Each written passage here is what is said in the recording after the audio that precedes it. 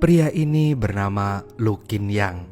Lu adalah murid SMP yang bodoh, nakal, bahkan sering diomelin guru. Lu memiliki saudara laki-laki yang bernama Fan Guangqiao. Mereka selalu bersama di sekolah. Di sekolah, Qiao jatuh cinta dengan salah satu murid bernama Jiang. Tetapi sayangnya cintanya bertepuk sebelah tangan. Seperti Qiao, Lu juga memiliki wanita yang sejak pandangan pertama selalu menggetarkan hatinya. Wanita itu bernama Ling Yiyao. Yiyao ini adalah wanita yang pemalu, pintar, dan jago main piano. Setiap melihat Yao, Lu selalu diam-diam mencuri pandang agar Yao tidak terganggu. Suatu hari, Yiyao sedang belajar di kelas. Tiba-tiba Lu dan Qiao masuk. Karena Yao adalah orang pemalu, Yao pun bersembunyi di balik tirai. Lu yang menyadari ada Yiyao di sana langsung mendekat ke arah tirai, dan Yiyao pun akhirnya malah kabur dan berlari kencang. Karena terburu-buru, Yiyao pun meninggalkan buku serta Walkman miliknya. Lu pun akhirnya mau mengambil Walkman itu. Tidak menyia-nyiakan kesempatan, Lu menggunakan alasan mengembalikan Walkman untuk bisa berkenalan dengan Yiyao. Tidak hanya itu, untuk pertama kalinya, Lu memutuskan untuk membuat surat.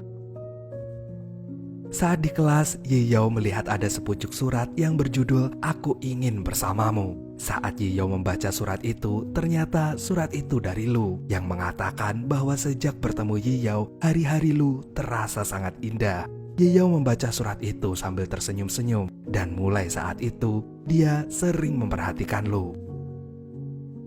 Beberapa hari kemudian, Yiyao mengajak Lu bertemu di atap sekolah. Membaca pesan itu, Lu sangat senang hingga dia berlari secepat mungkin agar segera bertemu dengan Yiyao.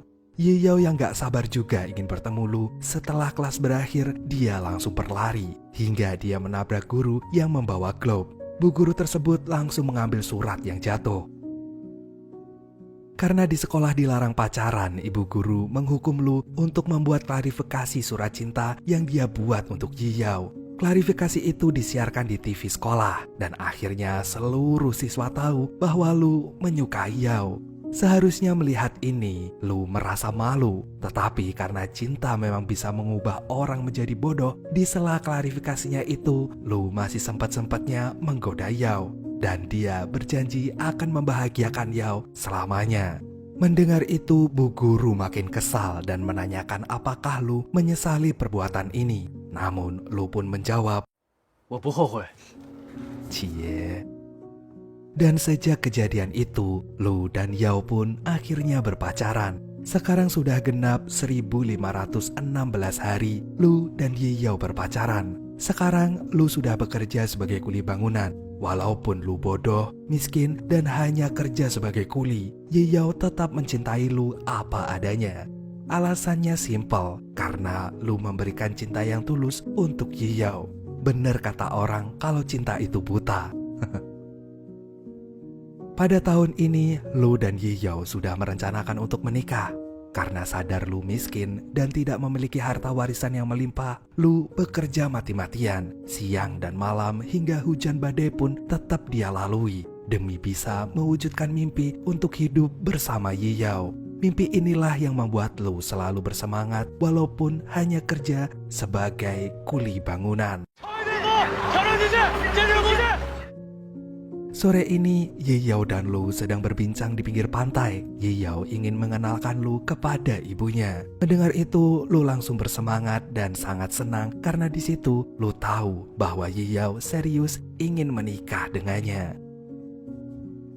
Malam pun tiba. Lu sedang makan malam bersama Yiyao dan juga ibunya. Lu mencoba SKSD dengan calon ibu mertuanya itu. Lu pun mencoba menarik perhatian ibu Yiyao dengan menceritakan kisah cinta Lu dan juga Yiyao. Akan tetapi, semua cerita Lu tidak ditanggapi. Bahkan ibu Yiyao malah mengusir Lu untuk segera pulang dengan alasan sebentar lagi akan turun hujan.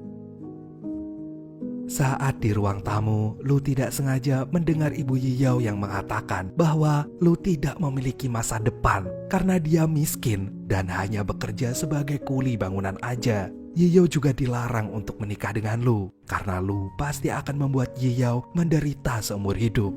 Mendengar itu, Lu langsung pergi tanpa pamitan. Di sepanjang jalan, Lu merenung. Walau bagaimanapun omongan Ibu Yiyao ada benarnya juga. Lu tidak memiliki apa-apa tetapi berani-beraninya ingin menikahi anak orang yang dibesarkan dengan penuh kasih sayang. Saat sedang melamun, tiba-tiba dia melihat Yiyao berlari mengejar Lu. Yiyao langsung naik ke bus dengan baju yang basah kuyup. Seketika Lu pun memeluk sang kekasih hingga tak sadar Lu menangis. Begitu berat untuk mempertahankan cinta mereka. Walaupun tidak dapat restu dari ibunya Yiyao, tetapi Yiyao tetap mencintai Lu. Yiyao memiliki ide untuk mengontrak bersama Lu agar mereka bisa terus bersama. Apalagi setelah ini Yiyao harus kuliah, sehingga daripada kos sendirian, lebih baik menyewa kontrakan bersama. Tanpa pikir panjang, Lu pun menyetujui ide tersebut. Siang ini, Lu dan Yiyao sedang sibuk milih kontrakan. Setelah mendapatkan kontrakan, mereka mulai membeli perabotan, seperti membeli kipas angin, mesin cuci, hingga kasur. Lu dan Yiyao sangat bahagia. Akhirnya tidak ada lagi yang bisa memisahkan mereka. Walaupun tinggal di kontrakan sempit, yang penting mah mereka bisa terus bersama. Sebagai laki-laki, Lu paham betul menikahi Yiyao tidak bisa hanya modal cinta. Apalagi Lu berjanji akan membelikan apartemen untuk mereka tinggal. Sejak saat itu, Lu mulai bekerja lebih keras lagi. Usahanya tidak sia-sia sampai akhirnya dia berhasil naik jabatan menjadi supervisor yang mengontrol proyek. Dan benar saja, sejak dia naik jabatan, Lu bisa menabung lebih banyak lagi. Malam ini, Lu, Qiao, Yiyao, dan Qian-Qian sedang minum bersama. Qiao yang sudah lama naksir Qian-Qian tidak henti-hentinya mencuri pandang. Sad boy satu ini menyadari betul cintanya bertepuk sebelah tangan. Tetapi Qiao tetap berusaha untuk mendapatkan hati wanita tersebut. Saat Yiyao sedang mengantarkan Qian-Qian pulang, Qiao mengatakan bahwa ia iri dengan Lu yang bisa mendapatkan wanita seperti Yiyao. Selain cantik, Yiyao bisa menerima Lu apa adanya. Kesibukan Lu menjadi supervisor membuatnya sering lembur. Lu juga mulai tidak pulang dan menginap di tempat kerjanya. Karena kesibukannya itu membuat Lu dan Yiyao jarang ketemu. Yiyao terlihat murung dan sangat kesepian. Malam tahun baru pun tiba. Lagi-lagi karena Lu sibuk kerja, Yiyao akhirnya pergi bersama temannya ke klub. Karena kecantikan Yiyao, Yiyao terus digoda oleh seorang pria. Karena dia risih, akhirnya memutuskan untuk pergi. Tetapi saat di perjalanan, Yiyao menyadari ada yang mengikutinya. Sontak dia lari sekencang-kencangnya. Di sisi lain, Lu yang sedang sibuk dengan pekerjaannya tiba-tiba mendapat telepon dari Yiyao yang mengatakan dia diikuti oleh seseorang. Seketika Lu pun berlari untuk menjemput Yiyao. Tetapi tiba-tiba dari arah belakang, Yiyao datang dengan muka bahagia karena berhasil menjahili kekasihnya. Lu masih kesal dengan Yiyao. Bagaimana tidak, Lu benar-benar takut setengah mati jika Yiyao kenapa-kenapa. Melihat Lu yang terus diam, Yiyao pun mencurahkan unek-uneknya. Yiyao kesal ditinggal Lu bekerja terus-menerus. Yiyao pun mengatakan bahwa aku tidak menginginkan hartamu, tetapi aku ingin kamu selalu ada di dekatku. Mendengar itu, Lu memeluk Yiyao dan meminta maaf. Lu mengatakan kerja keras ini dia lakukan agar bisa memberikan kebahagiaan yang seutuhnya untuk kekasihnya, yaitu Yiyao. Malam itu, Lu dan Yiyao menghabiskan tahun baru bersama. Lu mengajak Yiyao mengelilingi tempat kerjanya dan mereka pun bercanda dan tertawa melepas rindu karena udah lama tidak bertemu. Lu dan Yiyao merasa dunia begitu sempurna saat mereka bersama, seperti dunia terasa hanya milik mereka berdua. Ya benar, yang lainnya cuma ngekos. Siang ini, Lu berada di kantor. Saat dia membuka loker miliknya, Lu terkejut ada uang yang sangat banyak. Dia takut jika uang ini akan menjadi masalah untuk kedepannya. Malam harinya saat Lu minum-minum bersama temannya, Lu masih memikirkan uang tersebut. Lu menanyakan kepada temannya dan mereka mengatakan mereka juga mendapat uang itu juga. Dan tidak biasanya teman-temannya baik. Lu merasakan ada yang gak beres dengan ini semua. Akhirnya Lu pun memutuskan untuk mengembalikan uang tersebut. Di perjalanan pulang, Lu melihat banyak mobil molen cor yang mengarah ke proyeknya. Melihat ada yang aneh, Lu langsung menghampiri mobil cor itu. Dan benar saja teman-temannya sudah merencanakan untuk mengecor proyek tanpa persetujuan dari Lu. Padahal hal itu melanggar SOP perusahaan. Lalu sebagai supervisor, Lu pun mencoba untuk menghentikannya. Tetapi Lu malah dibanting hingga tersebur ke kubangan air. Tidak hanya itu, Lu juga dihajar habis-habisan oleh teman kantornya. Ternyata ini semua sudah direncanakan oleh teman-temannya yang bertujuan untuk menendang Lu dari proyek ini. Benar saja akibat pengecoran itu, Lu dianggap lalai dan dia dipecat dari kerjaannya. Di malam yang sama, Yiyao memberi kabar jika ibunya masuk rumah sakit. Dengan pikiran kalut, Lu pergi menghampiri Yiyao. Sesampainya di sana, Lu melihat ibu Yiyao belum mendapat penanganan dokter sama sekali. Lu bertanya kepada suster mengapa belum ada tindakan sedikit pun. Suster pun mengatakan bahwa jika ingin segera diperiksa, maka Lu harus memesan ruang VIP terlebih dahulu. Lu yang baru saja dipecat tentu saja tidak memiliki uang untuk menyewa kamar VIP, walaupun hanya 1 malam. Tidak menyerah, Lu pun mencoba menelpon teman-temannya untuk meminta pinjaman uang. Tetapi nihil, tidak ada satupun yang mampu membantu Lu. Saat Lu kembali ke rumah sakit, Lu terkejut dia tidak menemukan Yiyao. Ternyata ibu Yiyao sudah dipindahkan ke kamar VIP dengan bantuan seorang pria yang bernama Luo. Luo ini adalah teman masa kecil dari Yiyao, sekaligus teman Yiyao saat SMA. Saat Lu masuk, ibu Yiyao sedari awal tidak menyukai Lu, langsung membanggakan Luo yang baru pulang dari Australia dan memiliki pekerjaan mapan.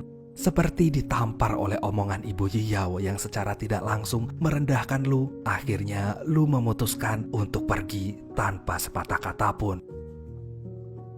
Lu menyadari bahwa cinta yang tidak mendapatkan restu bagaikan kapal yang terombang-ambing dalam lautan. Lu merenung seorang diri di tangga darurat. Lagi-lagi Yiyao yang sangat mencintai Lu itu menghampiri tanpa mengucapkan sepatah kata pun. Dia langsung memeluk sang kekasih dengan erat. Ikatan batin mereka begitu kuat hingga bisa saling merasakan tanpa harus mengatakan. Lu pun menangis. Dia merasa laki-laki miskin dan tidak memiliki masa depan seperti dirinya sepertinya gak pantas untuk Yiyao. Pagi harinya saat Lu sedang antri melamar pekerjaan, dia ditelepon oleh Kiao. Kiao mengatakan bahwa temannya membutuhkan seorang pengawas lapangan untuk proyek yang sangat besar. Karena Kiao tahu Lu berpengalaman, maka adiknya itu mengajaknya bekerja sama. Tetapi proyek ini sangat beresiko, karena proyek ini akan dibayarkan setelah semua selesai. Jadi Lu harus bermodal dulu untuk di awal. Karena Lu sudah bertekad mewujudkan impiannya untuk membelikan Yiyao apartemen, akhirnya Lu pun menyetujui kontrak ini. Setelah itu, Lu bergegas menghampiri teman kuliahnya dulu, dan dia mengambil tabungannya yang sudah dikumpulkan selama ini untuk membayar teman-temannya. Malam harinya, Lu mengajak teman-temannya itu untuk mabuk-mabukan. Kiao sangat depresi melihat Kian-Kian tampil di acara TV dan mematikan TV tersebut. Hingga akhirnya dia berantem dengan pelanggan lain yang tidak terima Kian mematikan TV tersebut. Melihat adiknya dipukuli, Lu pun langsung membantunya. Di lain sisi, Yao sedang menunggu ibunya di rumah sakit. Tiba-tiba dia mendapatkan kabar bahwa Lu berantem. Yiyao sangat khawatir dan bergegas menjemput Lu. Salahnya, Yiyao menjemput Lu ditemani oleh Luo, laki-laki yang didambakan oleh ibunya Yiyao. Melihat hal itu, Lu sangat terluka dan cemburu. Sesampainya di rumah, Yiyao menanyakan uang yang ada di tabungan mereka yang sudah ludes gak ada sepeser pun. Yiyao membutuhkan uang itu untuk pengobatan ibunya, dan Lu akhirnya bilang jika semua uang yang mereka miliki dipergunakan untuk mengerjakan proyek besar. Lagi-lagi, Yao akhirnya terpaksa meminjam uang kepada Lu. Mendengar itu, Lu yang sedang mabuk pun tersulut emosi dan mengatakan lebih baik Yao bersama dengan Luo aja. Dia bisa memberikan semua yang Yao minta, bahkan Luo sudah direstui oleh ibunya. Tanpa menggubris omongan Lu, Yao pun langsung pergi.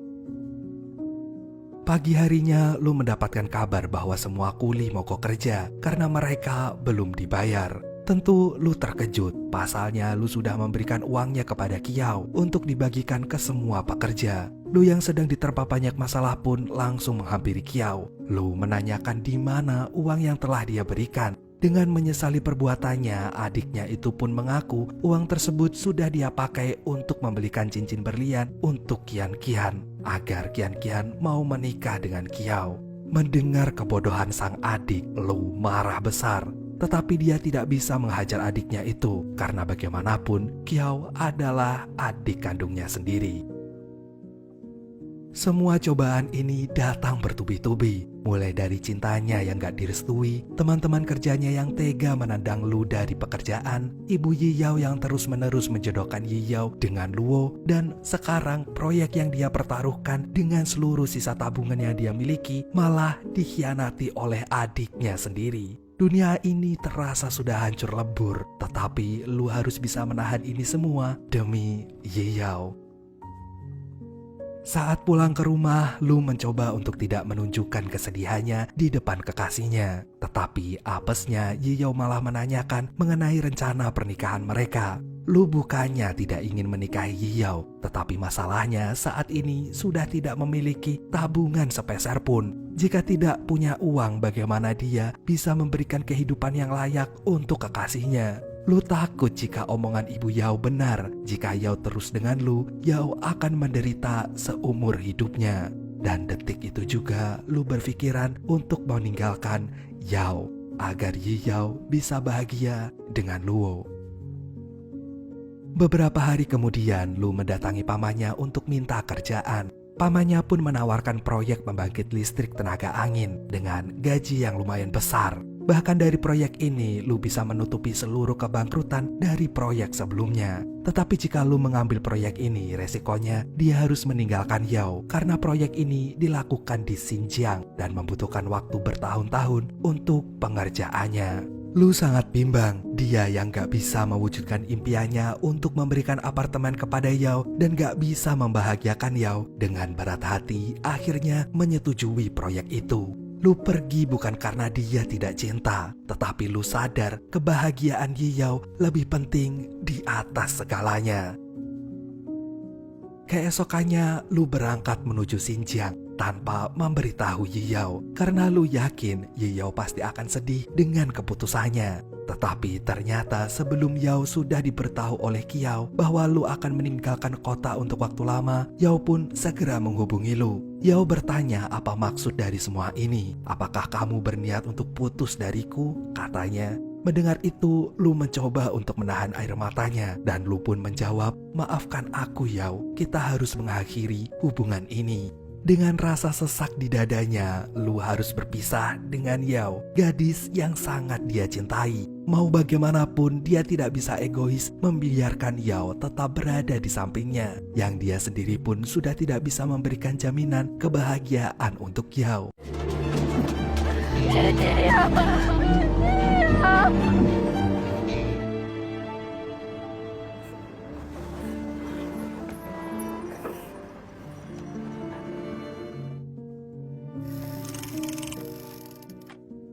Saat ini, Yao sudah selesai kuliah. Dia bekerja di bank. Terlihat Yao sedang sibuk mempersiapkan pernikahannya dengan Luo. Di sini, Yao sudah mulai berangsur-angsur melupakan Lu yang sudah lama tidak ia temui.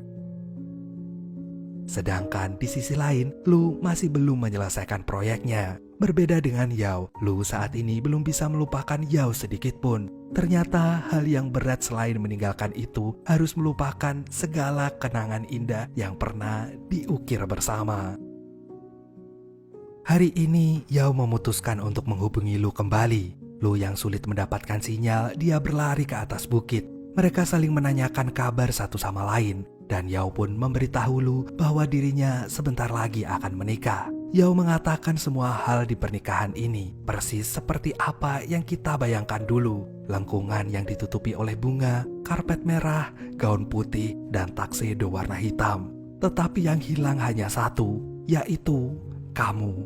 Dengan air mata yang mulai menetes, Lu mengatakan semoga kamu bahagia dengan pernikahanmu. Tetapi Yao malah kesal mendengar ini. Yao mengatakan mana Lu yang pemberani, bertanggung jawab dan tulus mencintai Yao. Mendengar Yao masih berharap dan mencintainya, Lu akhirnya memutuskan untuk kembali ke kota agar bisa menemui Yao. Lu langsung mengambil mobilnya dan bergegas menuju kota. Anehnya, sudah lama Yao menunggu Lu di stasiun, tetapi Lu tidak kunjung sampai. Lu belum juga sampai karena ternyata saat perjalanan menuju kota, Lu dihadang oleh badai salju dan dia terjebak di badai tersebut. Tidak ada satu orang pun yang bisa menolongnya hingga beberapa hari kemudian Lu ditemukan meninggal dunia. Sebelum meninggal, Lu mengirimkan beberapa pesan perpisahan untuk Yao. Lu mengatakan, apakah kamu masih menungguku? Maafkan aku yang belum bisa menjadi pacar yang baik selama 10 tahun ini. Aku tidak bisa menepati janjiku lagi. Aku akan selalu mendoakanmu agar kebahagiaan selalu menyertaimu. Di samping jasad Lu ditemukan catatan kecil yang berisi, jika aku mati, jangan beritahu Ling Yiyao. Tetapi jika aku selamat, aku akan jadikan Yiyao istriku. Can fly away from here.